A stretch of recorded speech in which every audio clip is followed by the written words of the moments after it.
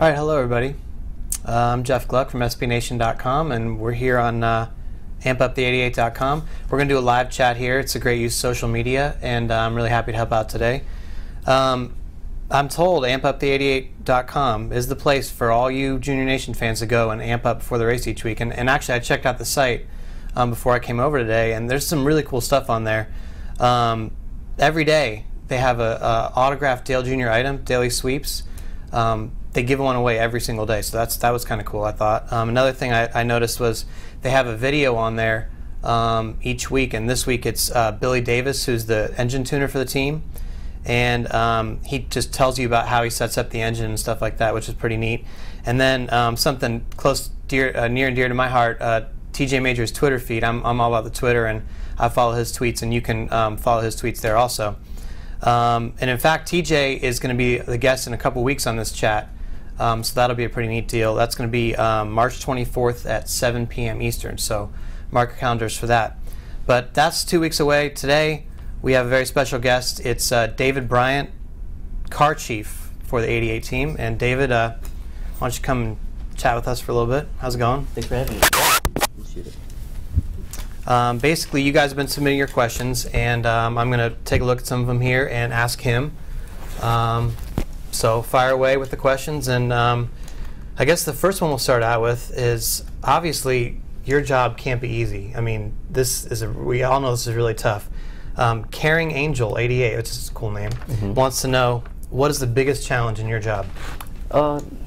Actually, a couple years ago, we had a lot more time to work on cars, but now NASCAR's kind of puts you in the box of how much time you actually have. So it's just basically time management is the biggest problem. You're trying to do what you used to do as far as preparing cars, and you're trying to do it in a couple hours where before you had a couple of days. So that's the biggest deal. Is that because of the COT, or? Just NASCAR's trying to save teams money by not going days earlier and stuff like that. So they're just trying to condense it to save everybody money. So what exactly does a car chief do? George Cox wants to know, can you tell us about your responsibilities as a car chief? Tell us, lay it out for us if we don't know. Car chief's basically what a crew chief was 10 years ago. They make sure the templates fit and everything's built correctly as far as fabrication-wise and mechanical-wise. The car chiefs basically are in charge of all the people on the team, making sure their duties are done, making sure they're there at the right time and stuff. That way the crew chief can deal with the engineers and oversee the bigger picture things. When you get to the track and there's all these different teams trying different setups, and obviously you guys share all these notes and everything, Carl Ortlep is asking, how do the four teams try different setups to get more feedback with each other? Usually, I mean, different driving styles dictate what we're going to run basically, but like Jimmy likes a really loose race car, but Dale Jr., Jeff, and Mark are kind of the same driving style somewhat. So Jimmy basically always has not a different setup, but something a little bit different than everybody else has. And then if he really hits on something, we'll try it, or if we hit on something, the other teams will try it. So I mean, we communicate really well back and forth together the last couple of years. So Lance a couple weeks ago, we were talking, and he was saying at Vegas that they were going a little bit toward more Jeff's than Mark's, I think. Is Junior's driving style more like Jeff's or Mark's typically? Just basically depends where you're at, because Mark, for as old as Mark is, it is awesome. He's one of the most gifted race car drivers I've ever seen. But I mean, it just depends where you're at. Because Dale Jr., at some places he likes a looser race car than maybe Jimmy Johnson or Mark Martin. So it just depends what track you're at. So George Cox again wants to know, when Dale Jr. talks to you guys about the car, what is he most concerned about? What do you guys, a lot of the time when he's looking for stuff, what concerns are you trying to address with him? He likes body attitude. He wants a car where the front's down, the back is up, really high up, so it feels like it's giving the car max downforce. And he wants ride quality where it's real smooth, it's not really beating the ground really hard, and just something easy to drive that's real fast. So the comfort level is what he's looking for a lot? He wants the best comfort level with the most speed, and sometimes that's hard to make coincide together. So. Junior Crew 88 wants to know, how long have you worked at Hendrick, and where did you go to school to get into this, get your job? I actually have worked here since 2001. I went to college for like a year, and I've been racing since I was probably 12, 13 years old. I started racing go-karts, and started racing race cars, and when I couldn't race anymore, I decided to just start working on cars, and that's how I got into it. And I just worked my way up through different teams and stuff. If somebody was getting was interested in taking the same path as you, or becoming a driver or a pit crew member, Roger Ronning wants to know what path would you recommend? If somebody's out there right now looking to get into this, what would you say to do? Well, luckily now they have, I believe, NASCAR Technical Institute that you can go. It's a college for learning how to work on race cars. And when I first started, they didn't have that, so I basically looked just from staying late every night working my own car, and then just giving the best effort I could to learn everything I could when I started working on Busch teams and then Sprint Cup teams. So do you know people in the garage that have come from there and been successful? Yeah. We have a couple of people here, and there's a bunch of people that have started filtering in from that college, so it's definitely a good way, that sounds good route like a to good go. thing to do. Yeah. When you're making adjustments during the race, and Lance is making the calls and stuff, Junior Crew 88 wants to know, how much input do you have? I mean, are you sitting there saying, "Hey, Lance, let's do this," or what? Well, basically on Sundays, Chris Heroy, he's our engineer. He's basically simming the whole time. Anytime that Dale Jr. gives us information about what he wants, if he wants the car tighter, looser, or wants something to feel different, Chris starts simming, and then Lance will ask the question, how much do we need to do, or something like that. So we all have input. It just depends what situation it is. So Chris is sitting there, computer open. Mm-hmm. Chris and our second engineer, Chris Doherty, is doing the same thing as well. So, I mean, as computer simulations, I mean, is that, if you don't have that now, I mean, is that the way to go? Is that what everybody has, basically? Well, the biggest thing is 10 years ago, you basically not cheated, but you maxed everything out to the utmost you could, past the templates and the rules and everything. Now everybody is so equal. You need everything is within 1/16 of an inch, or if you get this little bit more, then it's going to give you this much more advantage. So that detail from the computers, having the exact information, this makes it so much easier. It helps you get to the answer quicker. So along those same lines, Carl Ortla wants to know, do you set the cars up on the 7-post at the race shop personally, and does that play into that with the simulation stuff? No. On off weeks, if we're running the 7-post, we will send the guy over or myself over to do the 7-post, but usually it's pretty chaotic during the week. We get back on Mondays and we have to prepare the coming up week's cars, so we don't really have time to do the 7-post. So we have guys that mainly do that and do some testing for us as well. Cricket Presley says, "Hi David, how is your relationship with Junior? Are you guys tight, or what's the deal there?"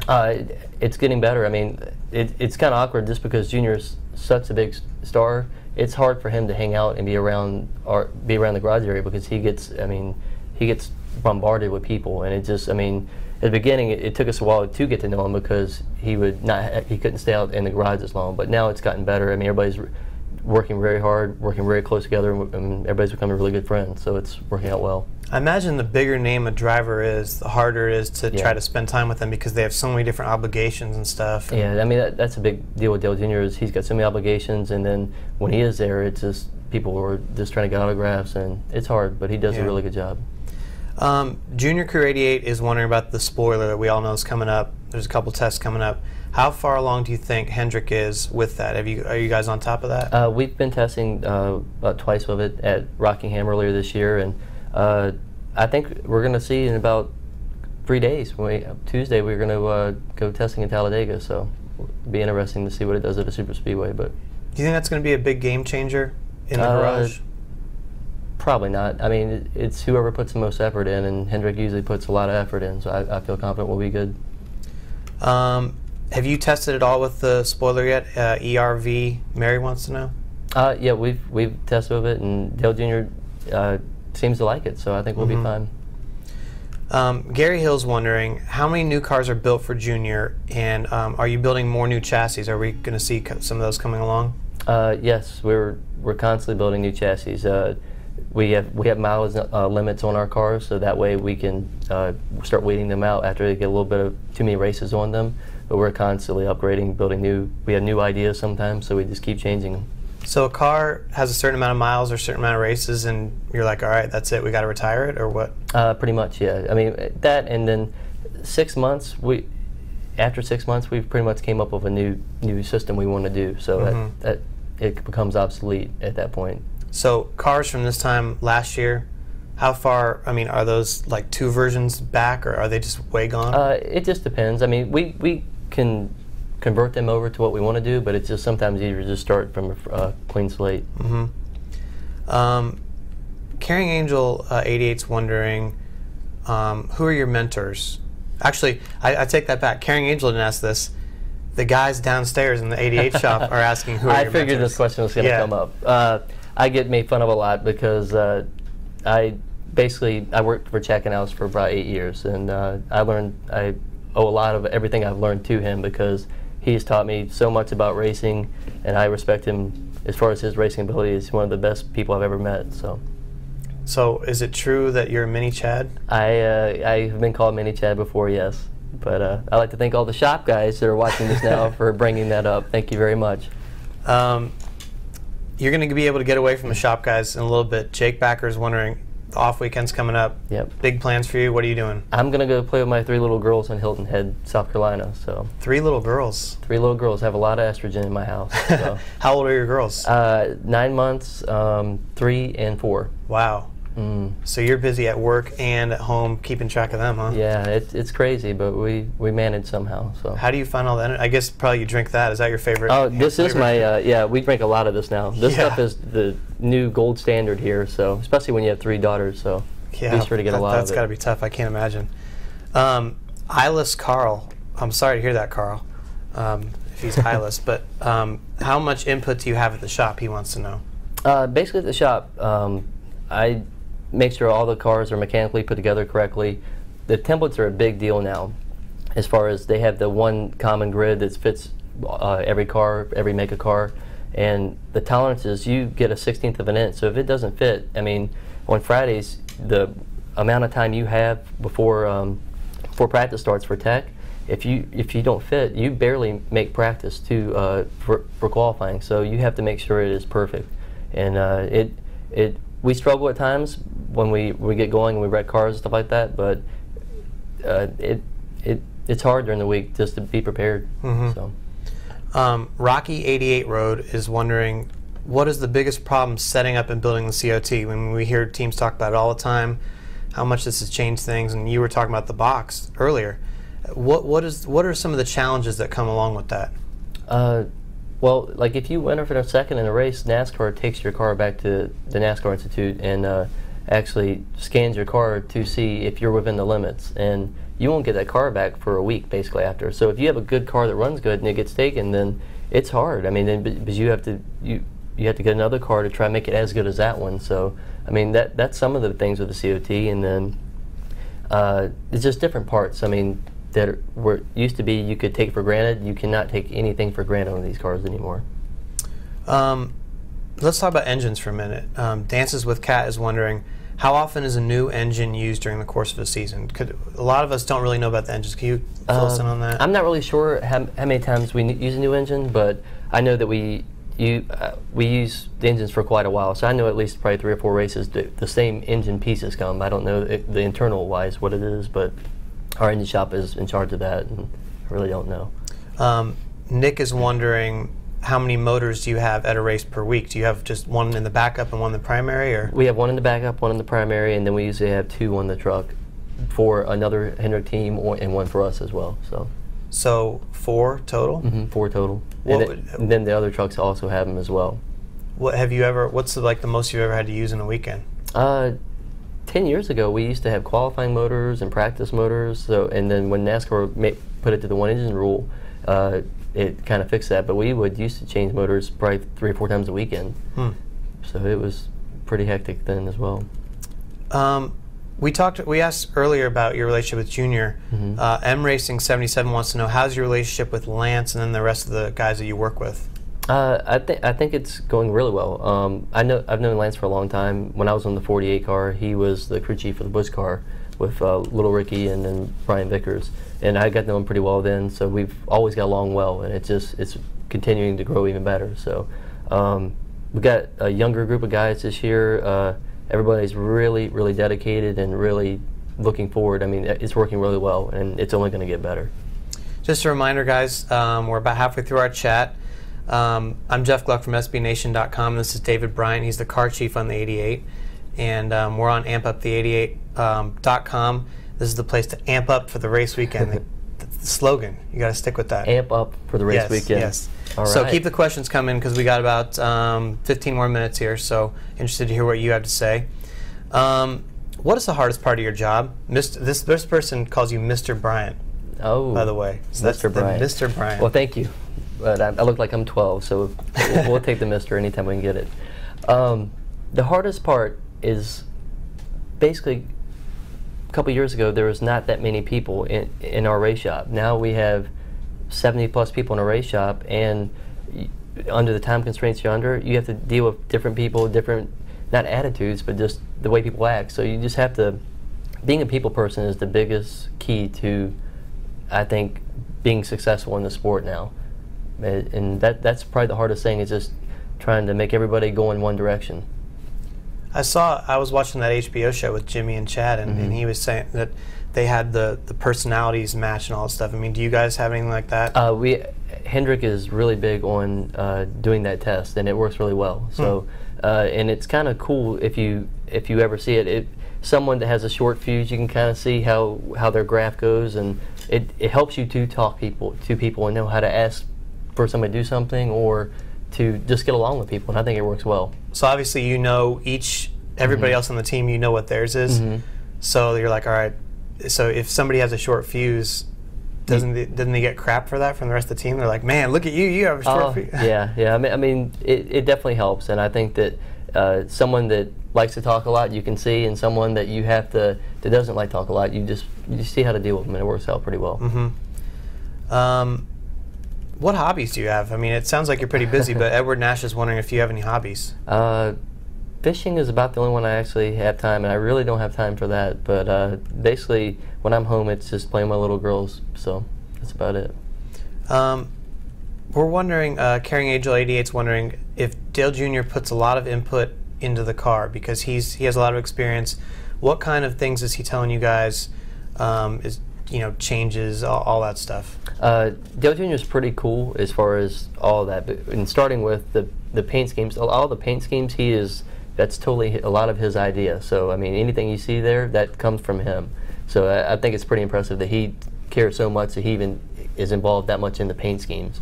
But he continues to grow as well. He's getting better and better at the feedback he gives and what he wants, and it's working well this year. So, have you ever seen one of the paint schemes and maybe you don't like it and you just don't want to hurt his feelings or something? So Junior, it's not that looks great, bud. yeah, exactly. Yeah. No, he's doing a good job. So that's cool. Yep.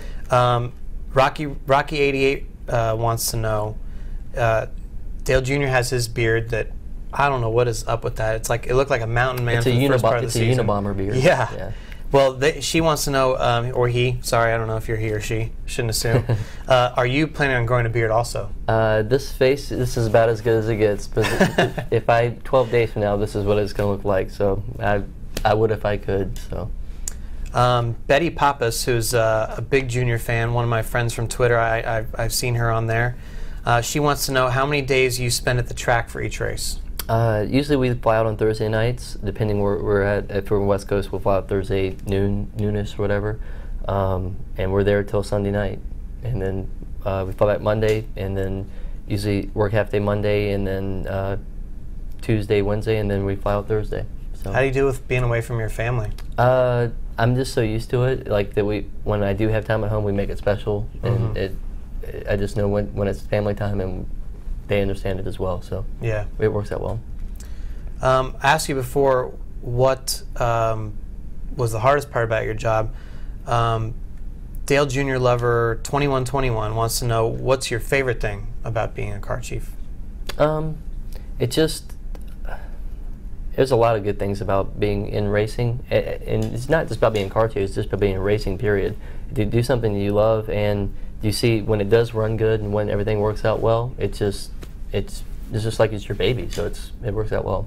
How about when you have a bad day? What does that, I mean, do you take it home with you? I mean, is it a bad plane flight home and then you're over it, or? No, after a long time of doing this, you have to separate that, because the more you just keep down on something, the worse it gets. So you have to cut that day off, and it's next week as soon as we walk out of the track. So I'm planning for next week. If we do run bad, it makes me want to work that much harder the next week to improve, because I think it's unacceptable to have a bad day and not try and fix it. So. TJ and some of the other fans online want to know if you think that you look like any NASCAR drivers, maybe one with AJ as his initials. AJ, yeah, I get taken for AJ Allmendinger a lot. And by the way, TJ, our spotter, is going to be on the show in a couple weeks, so I want you to think of the best questions you could ask for him as well. So yeah, you got to give us some dirt. The last question we'll ask you, you got to give us some dirt on him. Okay. So that you can warn the fans. Absolutely. To try to ask him. Yeah. But no. Nick asks, it sounds like you indicate this with your orange juice, but he wants to know what amp do you like? Is that your favorite? I like the Lightning. I think the Lightning's pretty good. So. How do you we talked about the old car and the new car. Do you like the new car compared to the old car? What are your feelings about that? I prefer the old car, just because you had more freedom to make a race car a race car. You're not put in a box to build it like build it like everyone else. So yeah. I like having freedom to do your own ideas and making the best car you can make. Mm-hmm. So, and then letting somebody else try to match it. That's what I thought was fun about the old car. Someone wants to know if you desire to be a crew chief one day. One day. I've still got a long ways to go, so just keep learning and keep plugging away. How much more do you feel like if you're at 100%, you would need this? What percent do you think you're at now, and you still have to go to be a crew chief? I think I need a lot of learning on the sim part, and as far as the engineering side of it, I think. Fabrication I definitely need help with. I'm more of the mechanical side, but I understand how the fabrication works. I'm just not as good as other fabricators at making stuff. I can make it, just takes me a little bit longer and doesn't look as pretty, but definitely both sides of those I need help on a little bit. Chris Heroy was here last week, and Edward Nash, I guess, tuned in and would like to know, have you gone surfing with Chris? I have not. I would like to try it, but I'm sure it would not look that pretty, so I would like to try it though. That sounds pretty tough. Yeah. Try to get up for that long on the waves. Yeah. That's good balance right there. I don't know if I could. Carl Ortlip, we touched on this a little bit earlier, but is wondering specifically how you use the open book at Hendrick to set up Junior's car. You said Jeff Gordon and Mark, but do you take just little pieces of it, or do you take like one guy's whole setup and then just tweak off that, or how does that work? It just depends where we're at. I mean, a lot of like Daytona, Talladega, you could pretty much all four cars are identical. I mean, when I say identical, I mean to a T. But then when it comes to like Bristol or like California, spots like that, it just depends where you're at and what the driver wants to feel. I mean, some drivers want to feel like our car seems to always runs better in a long run. We don't really get a short run, but we're trying to improve that, and it just depends what we're trying to accomplish. So. Do you guys set up your car to run on the high side, since Dale Jr. seems to always like to run up there so much? Not really. We pretty much set it up to run on the bottom, but Dale Jr. just makes that high groove work so well versus other drivers that it just ends up running good up there. Do you play video games at all? I really don't have time. I wish I did, but I don't. So. Yeah, this person, Photo Lady, was wondering if you were excited about the new Gran Turismo game that NASCAR I do play. I have played Gran Turismo, and I do like it. So yeah. Yes. Yeah, but they used to have a NASCAR special game. Now it's going to be in that game, I guess. So about the only time I have is PSP on the airplane. And that's not that often. That's a good way to kill time. So yeah, that's about it. Well, I guess you guys sometimes have had some bad luck. The 88 team has not always had the best luck, especially last year. This person is wondering if you have any good luck charms, or are there any superstitions on the team? We really don't have any good luck charms or superstitions, but I kind of look at it as like a football team. We've had a really tough year last year, and it's just like a football team that, like the Tennessee Titans last year, they were the best 0-7 team I've ever seen in my life for the first part of last year. And it's not that they forgot how to play football. It's just things weren't going their way, but they stuck with it, and they almost made the playoffs in the year. And I think that we're starting to turn this team where it's going to get going that way as well. It sounds like you're a big NFL fan. I'm a huge NFL fan. Who's your team? The Panthers, but they're hurting me right now. I don't know what they're doing in free agency right now, so I'm a little worried. Were you mad that they got rid of Delhomme, or what did you think? We're okay with that, I guess. Yeah. So, yeah. I mean, we're going to be a decent Jake, quarterback. I think he's gonna be great. So, but Jake Delhomme did good for the Panthers for a long time, so I can't knock him at all. Yeah. Yeah. Panthers and whoever's playing Kansas City. That's okay. That's who we like there. So. Well, I'm a Denver Broncos fan, so we often play Kansas City. So. Oh, good. I hope you kill them. We try. Yeah. Bristol's coming up, which is obviously completely different than anywhere we've been so far this year. Jake Backer's wondering what is going to be the key to success for the 88 team at Bristol. What do you guys have to do with the car to get it to work right? We basically just have to qualify better there. We've always qualified in the 20s to 30s there, and we need a top 10, top 15 starting spot. We've always been very fast there. We've always been in the top 5 at the end of the race, but it's taken us the whole race to get there because we started so far back. And I think if we improve on that, we're gonna be hard to beat at Bristol. A lot of people love going to Whiskey River because that's Dale Jr.'s deal. Nick wants to know, have you ever been? What do you think about it? I have. It's nice. I kind of like it because I don't really have one type of music I listen to, but I listen to everything, and it's a great place to go, and it's kind of country. It's kind of whatever you want to make it, and it's fun. So it's got a mechanical bull. Who doesn't like them? Have you rode it? I have not. Our shot guy has. How do you do? He crashed and burned. Oh, okay. Yeah, it wasn't good. Not too well. It wasn't okay. pretty. So. One thing that's been kind of a big topic in NASCAR the last couple of years has been the lack of testing. Sean Edmonds is wondering, how is having no testing affecting the teams? I mean, does that change the game a lot, do you think? People are still testing, but I think that the sim has helped a lot with teams. But the biggest thing I think it's hurt is drivers that don't go testing 10 times a year, and to get that new feel. Like if we find something really good, but it makes a car do different things, the drivers don't really know that feel, and they don't like it when they first feel it when they get there in a race weekend. So it's hard for us to build stuff that we don't know if it's going to work. You only get one practice session with it, so it's kind of hard to. It's good and bad, but I prefer to have testing. So you might try something new, and the drivers are used to a certain feel of it, and they don't feel it. They're not getting the comfort level. Yeah, and then all of a sudden they're used to it, and right. It's just it gets on the back burner for 6 months. So it just depends.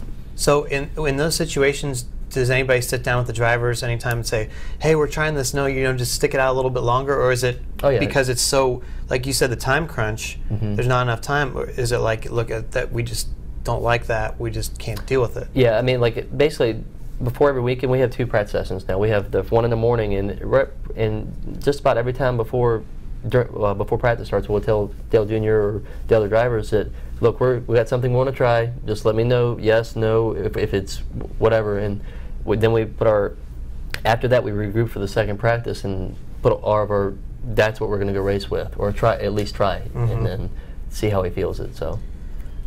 We only got about 2 more minutes, guys, so we're just going to take a couple more questions. Betty Pappas is wondering, what do you like most about working at Hendrick? Everybody hears all the time that Hendrick is like the coolest place to work, or it's such a great company. What's the best part about it? It's just the people. It's such a family-oriented place, and Mr. Hendrick is one of the best people I've ever seen as far as dealing with people and taking care of people. And it speaks for itself. The tradition here, and then just everybody, how they want to do a good job for him because what he's like to everybody else, and they're going to have to kick me out of this place kicking and screaming to leave. So really, yeah, we hear that a lot. What is it? Just the loyalty to him that makes people want to stay? Absolutely. He's just a genuine person. You just love to be around him and do good things for him. For those who came on late, Nick is wondering, the last question here, how long have you been with Dale Jr.'s crew? Since it started, the first year. So, yep. Cool. All right. Well, David, thank you very much. Cool. Thank you very much. Thanks to everybody in Junior Nation out there for the great questions. Again, the next chat that we're going to have is March 24th. It's at 7 p.m. and it's with TJ. And before we let David go, we need to ask, is there a scoop on TJ that you can tell us, some dirt or anything you got? No, I really don't have any dirt on him. He was good to me. He didn't ask a bad question, so we'll just. You're gonna let him off? But if there's anything you can stick him with, feel free to ask it. So Put them on the spot, Put them on the spot. Okay, we'll look forward to that. AmpUpThe88.com, live chat most every week, and it's the place to amp up before the race. So we appreciate everybody, and we'll talk to you next time. Thanks a lot again. Thank you.